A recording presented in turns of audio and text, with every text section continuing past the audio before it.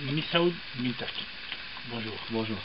Merci de nous avoir reçus dans les locaux de Canal+. C'est un plaisir. Voilà, c'est un privilège pour notre site d'être reçu dans un précieux média comme Canal+. C'est un grand plaisir.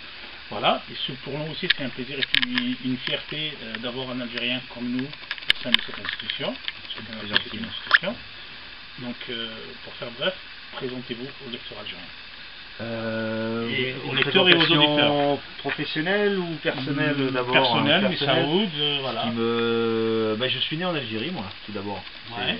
Par rapport à ce que vous dites, c'est important. Je suis né dans un petit village de Mansoura, sur la nationale. Ouais, la nationale 5, je crois. La nationale 5.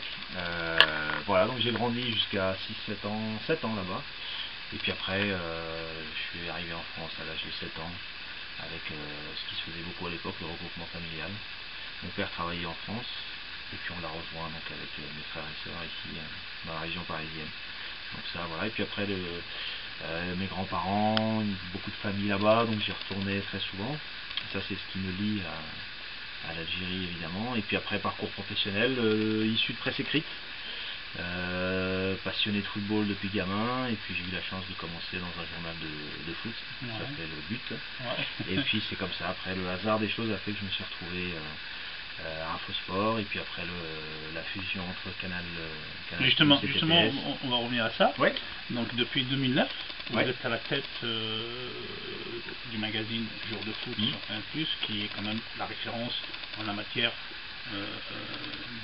d'immédiat en France. Je pense que c'est l'émission qui est la plus regardée. Aujourd'hui, pour les abonnés, oui, c'est l'émission que tout le monde attend. La plus regardée, effectivement. Voilà. Donc aujourd'hui, vous êtes le présentateur vedette. On peut savoir votre cheminement depuis votre début de carrière jusqu'à l'aboutissement d'arriver sur Canal et prendre les rênes du journal de foot. Alors, 2 carrières en fait en une, puisque comme je vous le disais, moi j'ai commencé en presse écrite. Donc l'histoire, c'est que j'étais à l'école, et dans le cadre de ma formation, il fallait faire un stage dans un journal spécialisé. Et comme j'adorais le foot, je me suis dit tiens, je vais essayer dans un journal de foot, donc qui s'appelle But. Et c'est comme ça que tout a démarré. À la fin de mon stage, le hasard, ou le destin plutôt, a voulu qu'on me propose de rester. Donc j'avais un choix un petit peu difficile à faire, c'était soit de continuer de finir ma formation à l'école, soit de commencer à travailler dans ce journal. Et puis j'ai choisi de commencer à travailler. Donc ça a commencé comme ça à But. J'y suis resté 4-5 ans, avec des moments très forts comme la Coupe du Monde 98, que j'ai eu la chance de couvrir pour ce journal-là. Et puis après, passage par France Soir, qui était un quotidien fort de référence à l'époque. Et puis des petits journaux, Foot Transfert, Grand Stade, c'était un mensuel qui n'a malheureusement pas duré assez longtemps. Et puis après, le passage à la télé de manière un peu... Justement, comment s'est fait ce passage en fait, de la presse écrite à la télé? C'était pas attendu du tout. Au départ, il y a eu une petite expérience qui était inattendue, parce que je me voyais au départ pas du tout faire ça. C'était à l'époque de Khalifa TV, qui a été brève comme expérience.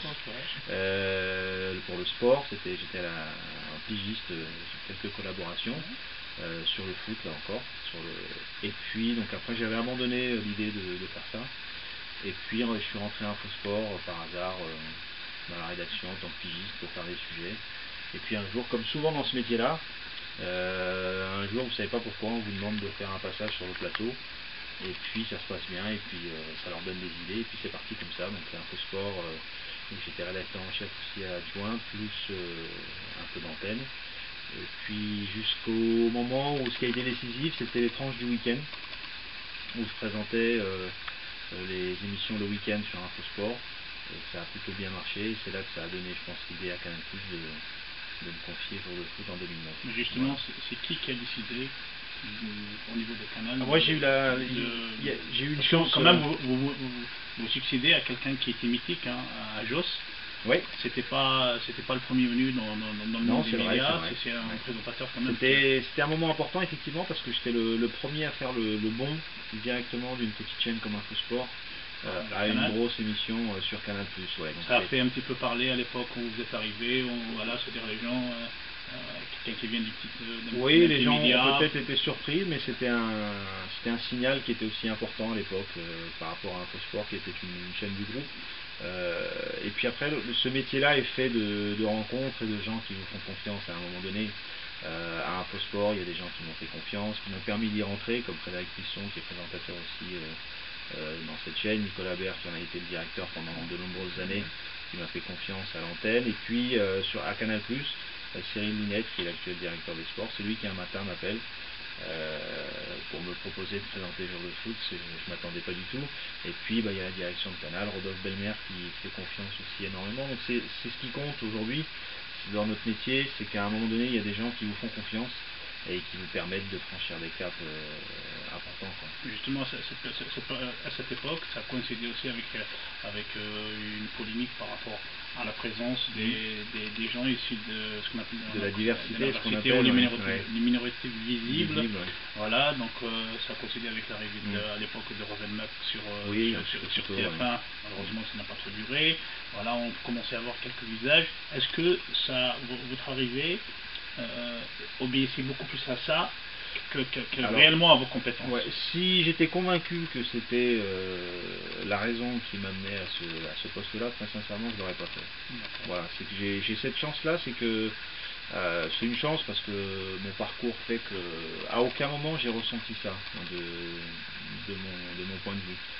Et puis j'ai moins de doutes encore par rapport à une maison comme Canal+, où on a la chance, c'est une maison qui est aussi extrêmement en avance par rapport à ça sur ce thème-là. Si vous voulez, dans le ressenti, vous arrivez à voir est-ce que c'est réellement ça, voilà, et puis même dans les discussions, à aucun moment cet élément-là n'a été avancé. Et puis certainement, on ne peut pas confier non, vous savez, un journal de foot à quelqu'un uniquement parce que et puis il y a mon parcours, maintenant c'est depuis 95 dans le milieu du foot. Donc ça commence à dater, il y a le travail d'InfoSport. S'il y a un symbole que je vois moi, alors évidemment je rencontre beaucoup de gens qui sont très fiers, qui me le disent, et ça me touche énormément. En revanche, j'accorde beaucoup plus d'importance au symbole du travail. Et on a beaucoup travaillé InfoSport, très sincèrement. Certainement, le mérite c'était ça. On ne doute pas que c'est grâce à votre travail. C'est un travail de langue zone, mais on ne peut pas nier une réalité, c'est que la discrimination existe. Oui. Parce que quand on voit le paysage de la société française, c'est pas ce que reflètent les médias. Quand on voit Canal ou les autres chaînes, il y a une présence très faible des gens issus de l'université. Je pense que ce n'est pas leurs compétences qui leur manquent. Non, c'est vrai, c'est un problème qui concerne la société en général. Et moi, j'ai toujours accordé beaucoup d'importance aux symboles qu'on peut dégager, mais par l'exemple, en fait, plus que par la revendication ou par autre chose. Moi, je suis content si je peux servir d'exemple de manière indirecte par rapport au travail que je fais et à ce que je représente, alors j'en suis très heureux. Mais le message souvent que je fais passer.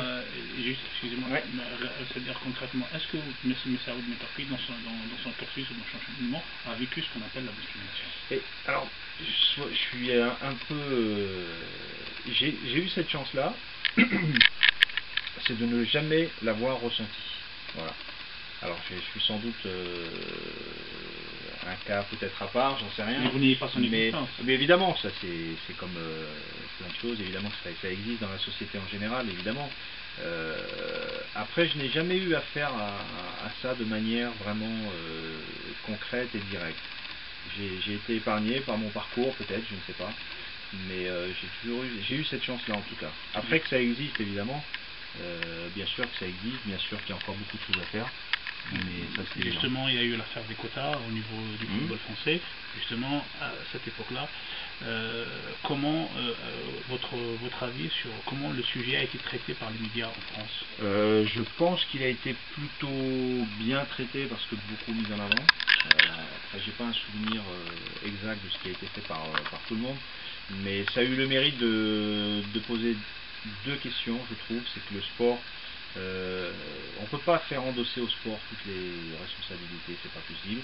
Et puis moi, la conclusion que j'en ai faite, c'est le message que je faisais passer à l'époque, c'est que c'est un sujet trop grave et trop important pour qu'on s'en serve uniquement pour faire de la polémique et pour faire du buzz autour de ce sujet-là. Et puis l'autre conclusion que j'en faisais à l'époque, c'est que ce sont des sujets qui sont sensibles, donc il faut qu'ils soient traités par des gens compétents. Voilà. Et moi, ce qui me gênait à l'époque, c'est Laurent Blanc, j'ai rien contre lui évidemment, mais il s'est attaqué à un sujet qui était sensible sans, je pense, avoir tout le bagage pour traiter ce sujet-là. Justement, voilà. Revenons à Laurent Blanc, l'équipe de France qui participe en ce moment à l'Euro, oui. En Ukraine et en Pologne. Donc le premier tour vient de finir, donc elle a alterné le bon et le moins bon. Ouais. Pas le moins bon, le ridicule. Oui, le beaucoup moins bon. Ouais. Donc alors comment M. Saoud a vécu ce premier tour? Alors j'ai vécu ça comme les gens qui suivent cette équipe de France, une petite lueur d'espoir, cette espèce de mouvement qui se mettait en place après le deuxième match notamment, et la déception est d'autant plus forte sur le match face à la Suède. C'est-à-dire qu'on a l'impression d'avoir revécu des choses un peu... Il y a des vieux démons qui ressurgissent. C'est ça, c'est exactement ça, ouais. C'est exactement ça, parce que... Le syndrome de Naïsna est encore présent? Ben, le syndrome de Naïsna, parce que c'est le symbole qu'on donne, mais oui, parce que le choc a été... C'est d'ailleurs l'un des torts des acteurs du foot de temps en temps, notamment les joueurs, c'est d'avoir sous-estimé l'impact auprès des passionnés de foot, des gens civils. Oui, ils ont sous-estimé l'impact et non seulement ils sous-estiment l'impact, mais ils sous-estiment le temps que ça prend et l'énergie que ça demande pour effacer ça et retrouver une image et une sympathie auprès des gens. Donc c'est pour ça que ils avaient réussi à créer un élan, ce qui était déjà très bien par rapport à une grande compétition, parce qu'on sort de compétitions tellement catastrophiques. C'est tellement dommage d'être retombé face à la Suède en envoyant des signaux qui n'étaient pas très bons, quoi. D'ailleurs, apparemment, dans les vestiaires, il y a eu... Oui, j'ai pas d'infos en direct, évidemment, par rapport à ça. Il y a eu beaucoup de soucis entre les joueurs, entre les staffs et les joueurs. Alors, il y a plusieurs choses à mon Surtout un joueur qui est montré de doigt, c'est Samir Nasri. Oui. On sent un petit peu aussi un acharnement de la presse après son geste. Non, je pense pas qu'il y ait un acharnement, parce que c'est ce que les joueurs aussi doivent comprendre, c'est que honnêtement la pression en France elle est très faible. La presse elle est pas... par exemple on prend l'exemple de l'Algérie, franchement s'ils allaient faire un petit tour là-bas, je pense qu'ils comprendraient que la presse en France elle est pas... Il n'y a pas la même passion du football. Il n'y a pas la même passion, exactement, l'explication c'est celle-là, il n'y a pas la même passion, il n'y a pas la même ferveur, la même folie même mais on a l'impression aussi que la presse en France elle traite les sujets avec deux poids deux mesures. Quand c'est un joueur issu de la diversité, non, on sent un petit peu... Non, très sincèrement non, parce que je connais les collègues, enfin je les connais pas tous, mais je les connais pour la plupart personnellement. Non, c'est juste lié à un statut, à une réputation, et puis à une ambition. C'est-à-dire, Samir Nasri, c'est un joueur qui a un statut, il est champion d'Angleterre, on l'a toujours présenté comme un grand espoir du football français. Il faudrait regarder ce qui s'écrivait à l'époque, c'était très très positif sur Samir Nasri. C'était vraiment présenté comme le nouveau Zidane à un moment donné. Il dégageait beaucoup de choses positives, et c'est vrai que peut-être que la déception vient de là, et que ça accentue un peu la frustration. Oui, la frustration. Du joueur, hein. Le joueur est frustré, après on se crée des ennemis. Franchement, on peut pas dire que la presse en France est très dure avec les joueurs, non, il faut comparer un peu avec ce qui se fait ailleurs, et on est loin de certains pays. Justement, la France, avec son revers contre la Suède, donc elle sera obligée d'affronter l'Espagne pour passer le cap des quarts de finale. C'est une bonne chose. C'est une bonne chose. Oui, c'est une très bonne chose. Ouais. Pour ce genre de joueurs, pour ce genre d'équipe, vous n'êtes pas favori, loin de là. Personne n'attend de vous un exploit. Bon, vous pouvez jouer libéré, et ce sera d'autant mieux pour eux. Et à mon avis, ils sont plus à l'aise dans ce rôle-là plutôt que l'Italie, où là on aurait quasiment fait d'eux des favoris. L'Italie qu'on disait en grande difficulté, etc. Donc c'est plutôt mieux l'Espagne. Et puis ça fait une grande et belle affiche, c'est ce que le football français a besoin aussi, de revivre des matchs décisifs avec des grandes affiches. On peut dire c'est demain, si la France arrive à passer le cap de l'Espagne le samedi, ça peut être le match référence pour Laurent Blanc.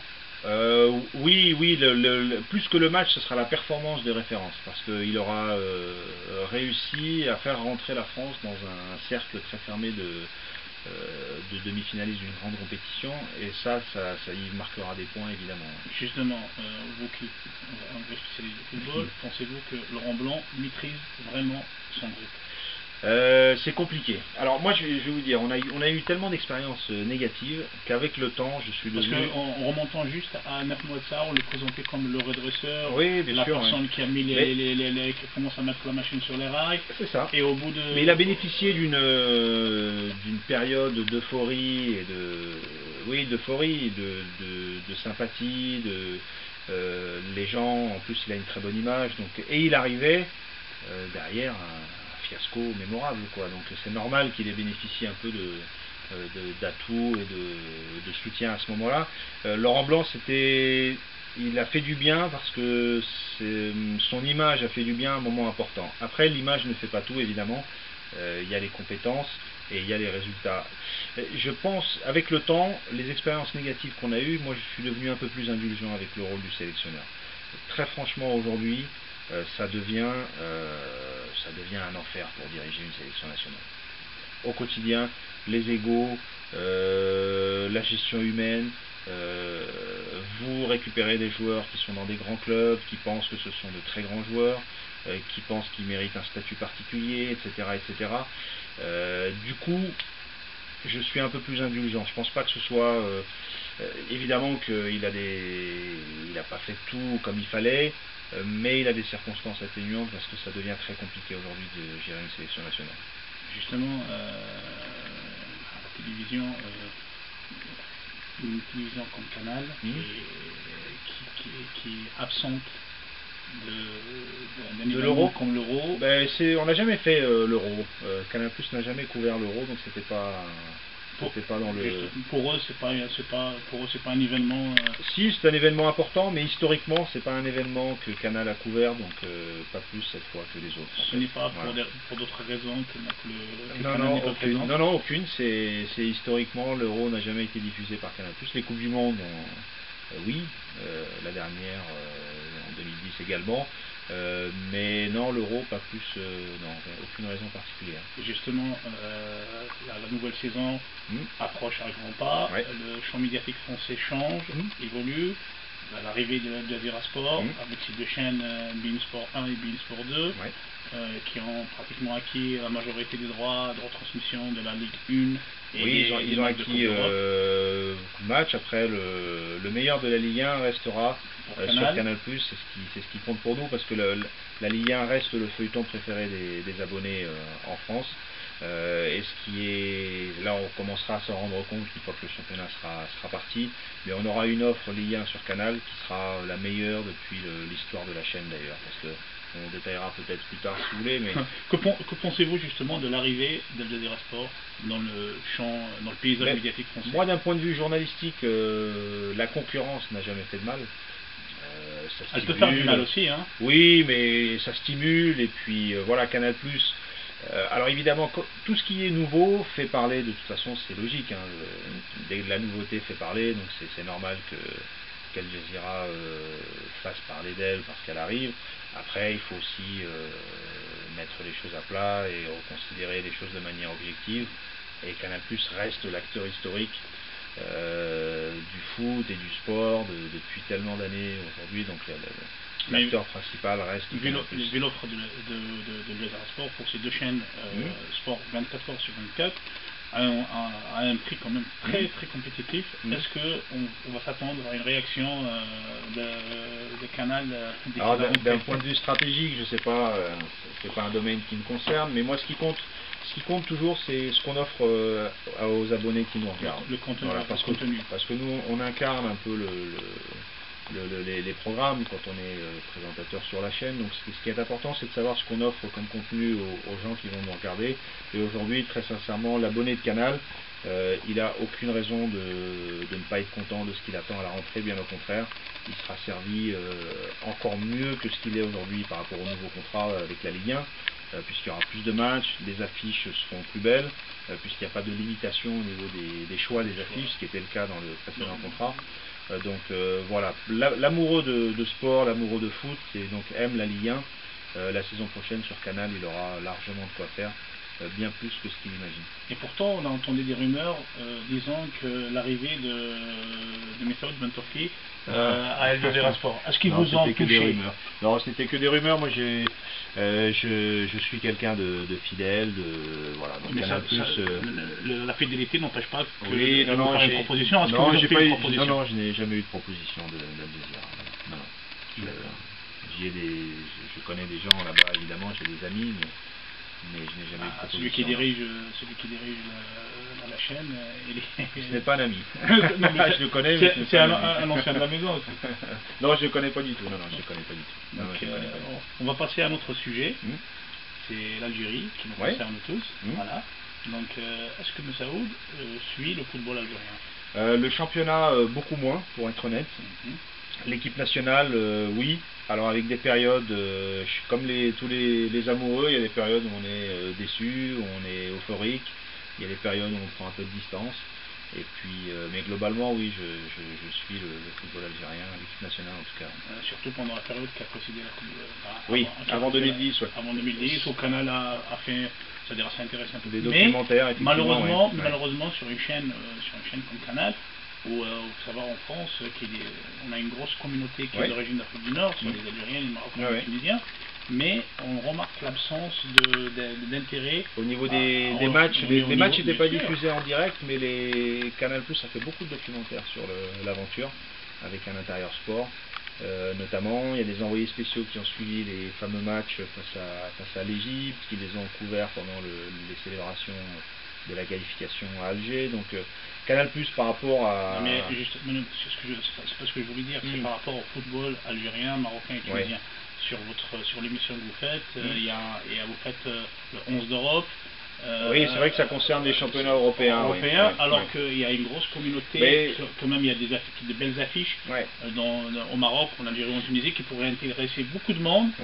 Après, c'est vrai que je ne sais pas pourquoi historiquement ça ne se fait pas. Jamais fait. Mais après, il y a aussi une donnée, c'est que les gens qui sont intéressés, je pense, par ces championnats-là, ont un moyen d'aller le regarder, le capturer entre guillemets, qui est déjà... Mais pas de la même façon. Pas de la même façon, c'est vrai. Pas de la même façon que Canal le fait. Canal c'est particulier. Oui, c'est vrai.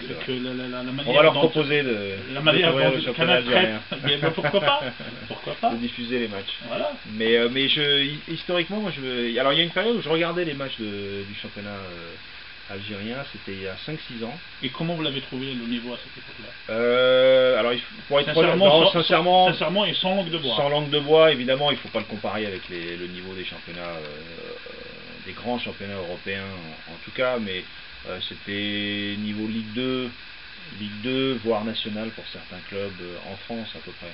Voilà. Après, c'était l'époque où l'USMA était un cran au-dessus. Voilà, le mémoire c'était ça. Le moment où l'USMA était avec Bilal Zeli jouait encore. Bilal Zeli aujourd'hui il fait partie du staff de l'USMA. D'accord.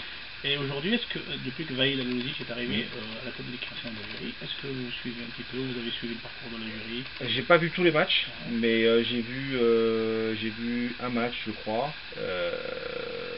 Après, moi Si je vous posais la question, le dernier match de l'Algérie, elle a fait quoi comme score? Une victoire 4-0 ou 4-1. Voilà. Vous êtes à jouer. Ouais, je suis pas trop mal. Malheureusement, il y a eu la défaite face au Mali. Voilà, ça va, donc pas de soucis.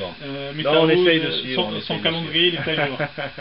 On essaye de suivre, mais vous savez, moi, l'équipe nationale d'Algérie, c'est mes premiers souvenirs de gamin, de passionné de foot. La Coupe du Monde 82, pour moi, c'était Allemagne-Algérie, le fameux match.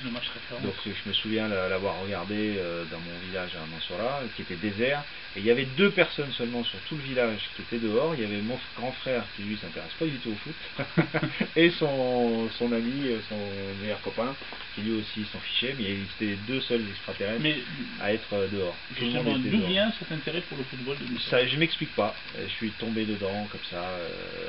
Parce qu'on vous sent passionné. Non, vraiment, oui.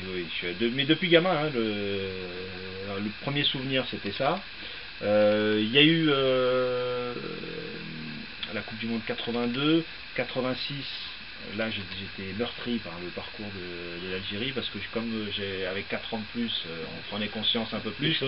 Bon, j'avais donc 7 ans en 82, 11 ans en 86, pour moi ils allaient faire une compétition extraordinaire. Et puis après, 90 aussi. 90, ça je me souviens de Sheriff Fujani qui a marqué le bonne but mémoire, de la finale. bonne mémoire, ah oui, bonne je mémoire. me souviens du 4-0 contre le Nigeria, c'est ça 5-1, c'est le premier match d'ouverture. C'était le match. Mais à la finale, c'est Sheriff Fujani qui a marqué le but, 1-0. Ouais, je me souviens de Madjer qui a fait une grande canne. Ouais. Voilà. Madjer, ça a été mon premier joueur vraiment marquant. Ouais. Je suivais, j'essayais de capter des images du Matra, du Racing, c'était pas encore le Matra à l'époque quand il était là. Porto, la finale, évidemment je l'avais pas manqué. C'était l'un des premiers grands joueurs, enfin les joueurs marquants quoi. Bah, pas une idole parce que le terme est un peu exagéré, mais... On va juste revenir en arrière. C'est à quel ouais. âge que vous avez décidé d'être journaliste, Moussaoud? Alors c'est curieux, moi de souvenirs, j'ai toujours voulu faire ça, mais sans jamais y croire quoi. En disant c'est comme un rêve quelque part, mais en me disant ça sera impossible, voilà, c'est pas, ça se fera pas quoi. Mais toujours, et je me souviens de ma maîtresse en CE1, institutrice, la Mafintouidi, je me rappelle encore son nom, qui était très gentille parce que ça, en plus c'est des périodes qui marquent parce que c'est le moment où j'arrivais d'Algérie. C'était quelqu'un de bienveillant et de vraiment formidable. Et elle me posait la question, elle me disait qu'est-ce que tu veux faire plus tard justement, et je lui avais dit je sais pas, mais journaliste j'aimerais bien. Et elle m'avait dit tu feras journaliste, j'en suis sûr tu réussiras. Mais est-ce que depuis vous l'avez revu, Moussaoud? Non, je l'ai pas revu malheureusement, mais c'est quelqu'un qui était bienveillant. À cet âge-là, ça compte. Il faut lui rendre hommage. Ouais. Il faut un jour faudrait qu'un jour débarquer avec les caméras. Exactement. À revoir si elle était encore en vie, j'espère. Mais oui, c'est ça, de souvenirs, toujours voulu faire ça, mais sans jamais penser que ça arriverait un jour quoi. Et puis dans le foot et le sport encore plus, parce que c'était vraiment la passion. Concilier les deux en fait, c'est le rêve quoi. Voilà, parce que je me souviens, pour vous raconter une anecdote, quand j'étais gamin, je coupais le son de la télé, je mettais une cassette et puis je commentais les matchs pour m'entraîner entre guillemets. J'avais 12-13 ans quoi. La passion elle était là. Ouais, la passion était là depuis toujours. Et justement, dans vos souvenirs de gamin, vous parlez de l'école en France, mais quand même vous avez fait un an et un mois. Un mois en Algérie. Vous avez encore des images, vous vous rappelez des gens j'ai encore des images, d'école. Oui, j'ai encore des images. Mon maître d'école, je m'en rappelle très bien, c'est Taïeb, il s'appelait. Il s'appelle toujours, parce qu'il est toujours dans le petit village de Mansoura. J'ai des images, j'ai des images. Parce qu'à l'époque, je crois, c'était une fois par semaine le drapeau avec l'hymne. Oui, c'était le premier jour de l'école. Et le dernier jour, il faut le baisser. Voilà, exactement. Donc ça, je m'en souviens encore. Je me souviens de la classe, je me souviens de la cour. Je me souviens de plein de choses. Justement, ça fait combien de temps que vous êtes parti à Mansoura? Mansoura, ça fait 2 ans peut-être. Mais j'ai de la famille, donc j'y allais régulièrement. Ça fait 2 ans. Ouais, à peu près. Et donc, quand vous arrivez là-bas, les gens vous reconnaissent Alors, quand j'y vais, je vais vraiment voir la famille. J'ai des tantes qui vivent encore là-bas, donc je leur rends visite. Et puis voilà. Quand même, vous avez quand même une attache très très forte avec l'Algérie. Ah ben c'est ma terre de naissance évidemment, donc oui, l'attache elle est forcément importante. Je pense que toute personne a un lien spécial avec la terre de sa naissance. Donc j'imagine que